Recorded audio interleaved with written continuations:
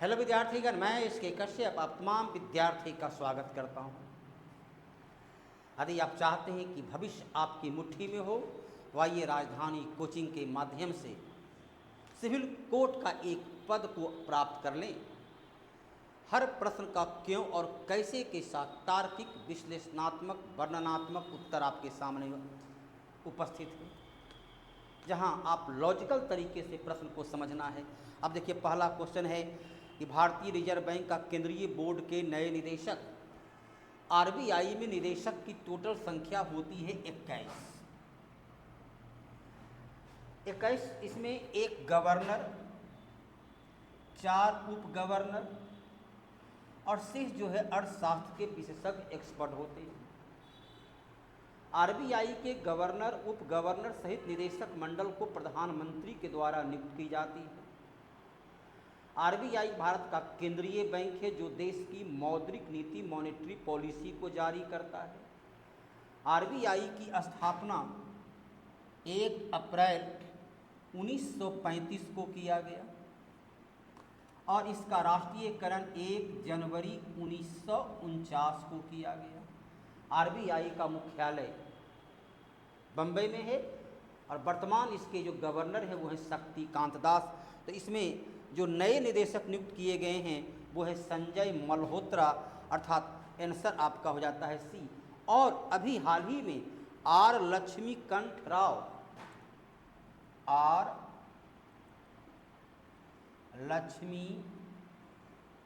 राव इसके कार्यकारी निदेशक के पद पर नियुक्त किए गए हैं। दूसरा क्वेश्चन भी करंट अफेयर से, क्वाड समूह के विदेश मंत्री की चौथी बैठक, क्वाड का गठन हुआ था प्रारंभिक तौर पर 2007 में अनौपचारिक रूप से और 2017 से यह व्यवहारिक रूप में काम करना शुरू करता है। इसमें यूएसए, जापान, भारत और ऑस्ट्रेलिया, ये 4 देश इसके मेंबर हैं। इसका उद्देश्य यही है कि हिंद महासागर के क्षेत्र में जिस प्रकार चीन अपना प्रभाव बढ़ा रहा है, जिससे कि हिंद महासागर का शक्ति संतुलन बिगड़ रहा है, तो चारों देश मिल करके चीन की उस अप्रत्याशित गतिविधियां को कंट्रोल में ला सके। एशिया और प्रशांत हिंद के क्षेत्र में शांति व्यवस्था भंग न हो, सभी देश आपसी सामंजस्य के साथ सह अस्तित्व को बनाए हुए रखें। चीन की बढ़ती हुई महत्वाकांक्षा साम्राज्यवाद की एक बार पुनः नई आकांक्षा जो है इस क्षेत्र की शांति व्यवस्था को भंग कर रहा है। इसको रोकने के लिए इसकी बैठक का स्थापना किया गया और इसकी बैठक मंत्री स्तर बैठक हुई थी मेलबोर्न में, अर्थात ऑस्ट्रेलिया में। तीसरा प्रश्न भी आपका करंट अफेयर से है। एनीमिया मतलब क्या होता है कि हीमोग्लोबिन की मात्रा पुरुष या महिला में जो निर्धारित मात्रा है यदि उससे कम है, विशेषकर भारत की लगभग 70% महिलाएं एनीमिया से ग्रसित है, उसमें हीमोग्लोबिन की मात्रा कम है। हीमोग्लोबिन की मात्रा अर्थात लौह की मात्रा कम होना, एनीमिया मतलब शरीर में लौह तत्व का अभाव होना। लौह तत्व के अभाव होने से उसे श्वसन प्रक्रिया प्रभावित होती, शरीर को जितना ऊतक को जितना श्वास में इसके माध्यम से चाहिए ऊर्जा वो नहीं मिल पाता है। एनीमिया मुक्त करने के लिए सरकार का प्रयास किया गया और ये प्रयास शुरू हुआ था 2016 से, ताकि एनीमिया से संबंधित आयरन का गोली खिला करके हेमोग्लोबिन की मात्रा को बढ़ाया जा सके। उसमें मध्य प्रदेश इसमें पहला स्थान प्राप्त किया, अर्थात सभी विशेषकर महिलाओं को एनीमिया मुक्त करने का सबसे सार्थक पहल मध्य प्रदेश की सरकार के द्वारा किया गया। अगला क्वेश्चन भी करंट अफेयर से है कि राष्ट्रीय सीनियर वॉलीबॉल चैंपियनशिप 2021-22 जो बैक में चल, क्योंकि कोरोना काल में उसके खेल हुआ नहीं था तो बैक से ये खेल चल रहा है, उड़ीसा में इसका आयोजन किया गया। उड़ीसा में दूसरा बार था कि वॉलीबॉल प्रतियोगिता का आयोजन उड़ीसा में किया गया, जिसका विजेता हरियाणा रहा। ऐसे भी तुलनात्मक रूप से देखते हैं, हरियाणा पंजाब के लोग लंबे होते हैं और वॉलीबॉल सामान्य अवस्था में लंबे लोगों का ही खेल होता है। अब आइए आपके पास साइंस का क्वेश्चन है। प्याज काटते वक्त आंखों में जलन और आंसू पैदा करने के कारण रूप में रासायनिक प्रक्रिया निम्न से क्या होती है। प्याज में सल्फ्यूरिक एसिड होती है, जब उसको हम काटते हैं तो सल्फ्यूरिक एसिड वायुमंडल के सहारे आँख में जाती है देखते, और उससे आंसू आती है। तो उसको रोकने के लिए क्या, उसको प्याज को काट कर पानी में डाल देते हैं और तब टुकड़े टुकड़े में फिर काटते हैं, तो सल्फ्यूरिक एसिड पानी में घुल जाता है, जिससे वायुमंडल में नहीं आ पाते हैं, तो आँख के लिए वो लाभदायक हो जाता है। इलेक्ट्रिक चार्ज विद्युत आवेश का एसआई मात्रक कूलम, तो चलिए एसआई मात्रक एम्पियर विद्युत धारा का, वाट ऊर्जा का, शक्ति का, इतना बोलते हैं इतना वाट का इलेक्ट्रिक मोटर है, वाट शक्ति का, और वोल्ट विद्युत वाहक का है। मेघदूतम के लेखक कौन हैं? कालिदास, जिसे भारत का शेक्सपियर कहा जाता है। मेघदूतम के माध्यम से उन्होंने पूरे भारत की भौगोलिक अवस्था का वर्णन किया है। भारत के पर्वत, पठार, झील, झरना, मरुस्थल, मैदान, जंगल, उन्होंने मेघदूतम के माध्यम से प्रेमी और प्रेयसी के बीच के संवाद, जो दोनों बिछड़े हुए अवस्था में थे, जहाँ प्रेमी अपने प्रेमिका को पत्र लिखता है कि बादल के माध्यम से, कि बादल तो आप तो पूरे भारत में दक्षिण पश्चिम मानसून से आते हो और उत्तर पूर्वी मानसून से लौटते हो, तो मेरा ये संदेश, मेरा ये पत्र जो है मेरी प्रेयसी तक पहुंचा देना। और बादल जो है उसकी प्रेयसी की तलाश में जो पूरे भारत का भ्रमण करता है, कहीं पर्वत, कहीं पठार, कहीं झील, कहीं झरना, कहीं पतझड़ वन देखता है, कहीं सदाबहार वन देखता है, पूरे भारत की भौगोलिक वर्णन है उस पत्राचार के माध्यम से। इसके लेखक हैं कालिदास। इसके अलावा कालिदास ने अभिज्ञान शाकुंतलम, रघुवंशम, कुमार संभव, विक्रमो वर्षीय, मालविका गिनिमित्र इत्यादि पुस्तक के लेखक थे। कालिदास चंद्रगुप्त द्वितीय के दरबार में नवरत्न के रूप में शामिल थे। इसमें अगला देखिए विकल्प आपका क्या आता है। तुलसीदास रामचरितमानस पुस्तक लिखे, वाल्मीकि का रामायण पुस्तक है, रामायण वाल्मीकि का, रामचरितमानस तुलसीदास का। अगला प्रश्न है, बोध गया में महाबोधि मंदिर परिसर का पहला मंदिर का निर्माण करवाया अशोक ने। महाबोधि मंदिर जो ही बना हुआ है उसका निर्माण अशोक के द्वारा करवाया गया। उपाली और आनंद गौतम बुद्ध का सबसे प्रिय शिष्य था। उपाली और आनंद गौतम बुद्ध का दोनों सबसे प्रिय शिष्य था। और सुभद्दी गौतम बुद्ध ने जीवन का अंतिम उपदेश अप्पो दीपो भव, अपना दीपक स्वयं बनो, इसी सुभद्द को दिया। ये अन्य तीनों जो है गौतम बुद्ध का शिष्य है, जो उनके समकालीन है, उनके जीवन काल का है। और अशोक ने बौद्ध धर्म को राष्ट्रीय धर्म बना दिया। अशोक का शासनकाल होता है 272 से 232 ईसा पूर्व। मगध का यह शासक, मगध का सम्राट, मगध का ये शासक ने श्रीलंका अपना बेटा महेंद्र और बेटी संघमित्रा को पटना के ही महेंद्रू घाट से नाव पर चढ़ा करके श्रीलंका भेजा था, जो बंगाल की खाड़ी होते हुए श्रीलंका पहुंचा, पीपल का वृक्ष लेकर, और बौद्ध धर्म को अंतर्राष्ट्रीय धर्म के रूप में बदल दिया। अशोक भारत के ही नहीं विश्व के महानतम शासक में से एक है। अगला प्रश्न आपके है, भारतीय संविधान का अनुच्छेद मौलिक कर्तव्य से संबंधित है। देखो अनुच्छेद 35 क्या कहता है। अनुच्छेद 35 मौलिक अधिकार से संबंधित है। आपको पता है कि अनुच्छेद 12 से लेकर अनुच्छेद 35 तक मौलिक अधिकार है। अनुच्छेद 35 कहता है कि मौलिक अधिकार को और प्रभावी बनाने और बेहतर बनाने, लोगों तक इसकी समझ को विकसित करने के लिए संसद कोई नया कानून बना सकता है।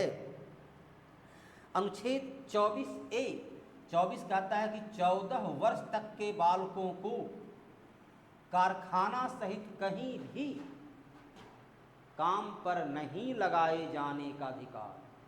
कारखाना सहित कहीं भी, घरेलू नौकर, कैंटीन, गैरेज, ढाबा, कहीं भी काम पर नहीं लगाए जाने का अधिकार। लेकिन 24(1) कहता है यदि माँ पिता का वर्कशॉप हो, माँ पिता का होटल हो, माँ पिता का कैंटीन हो, गैरेज हो, तो बच्चे स्कूल अवधि के बाद वहाँ काम कर सकते हैं।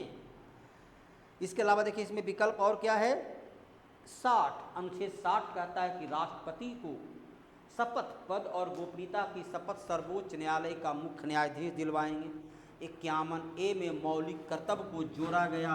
मूल संविधान में मौलिक कर्तव्य नहीं था। इसे 51A संविधान का भाग 4A में रखा गया।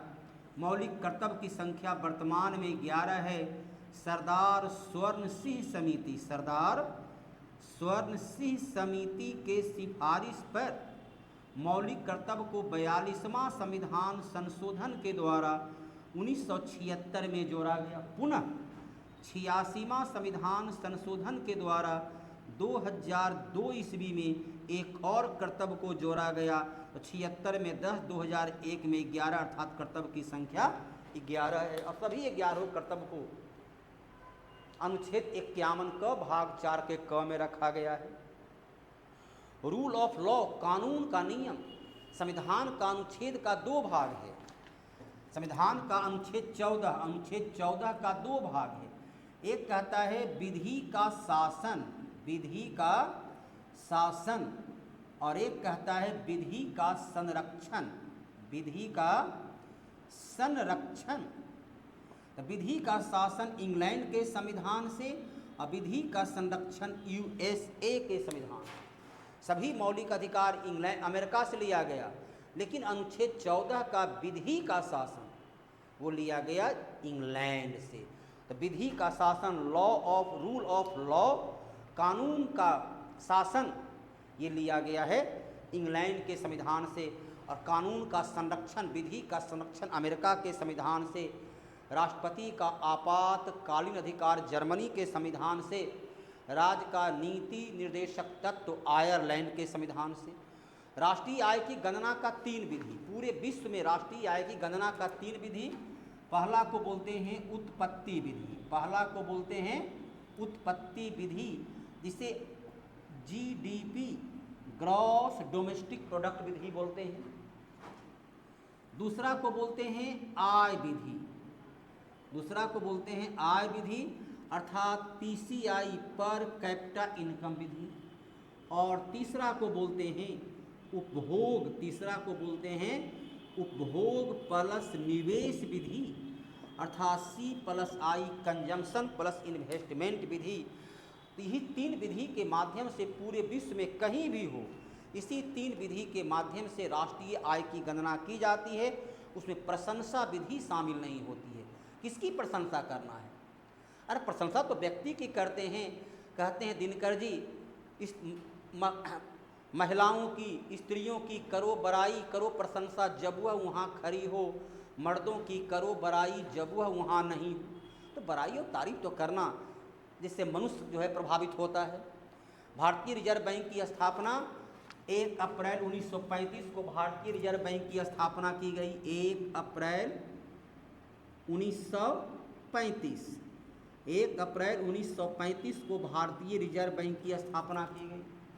इसकी स्थापना PPP, public private partnership model पर किया गया, अर्थात 5 करोड़ की जो पूंजी से इसकी स्थापना की गई, उसमें निजी पूंजी भी शामिल था।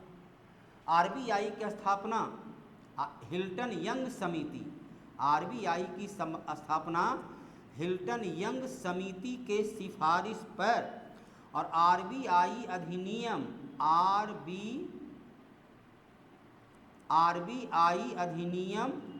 1934 के आधार पर 1 अप्रैल 1935 को 5 करोड़ की पूंजी से किया गया, और इसका राष्ट्रीयकरण 1 जनवरी 1949 को किया गया।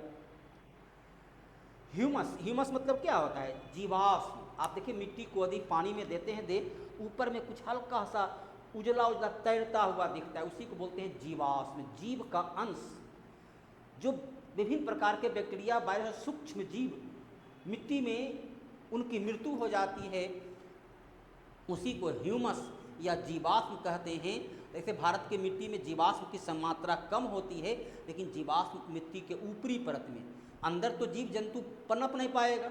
अंदर जैसे जैसे हम जाते हैं 32 मीटर की गहराई पर तापमान में 1 डिग्री कमी आ जाती है। जीव के लिए सूर्य का प्रकाश का मिलना बहुत ज़रूरी है। धरातल के अंदर ये सूर्य का प्रकाश नहीं पहुंच पाता है, प्रकाश संश्लेषण क्रिया नहीं हो पाती है। धरातल के ऊपरी परत पर, ऊपरी सतह पर ह्यूमस अर्थात जीवाश्म पाया जाता है। और मूल चट्टान आग्नेय चट्टान है, जो मैग्मा के जम जाने से, अर्थात उसमें काफ़ी ऊर्जा थी, वह आग की तरफ पिघला हुआ था, और पिघला हुआ था उसमें तो कोई जीव जिंदा रह नहीं सकता है, उसके जम जाने से आग्नेय चट्टान बनती, जो उसमें जीवाश्म का अभाव होता है, जीवाश्म पाया जाता है परतदार या अवसादी चट्टान में।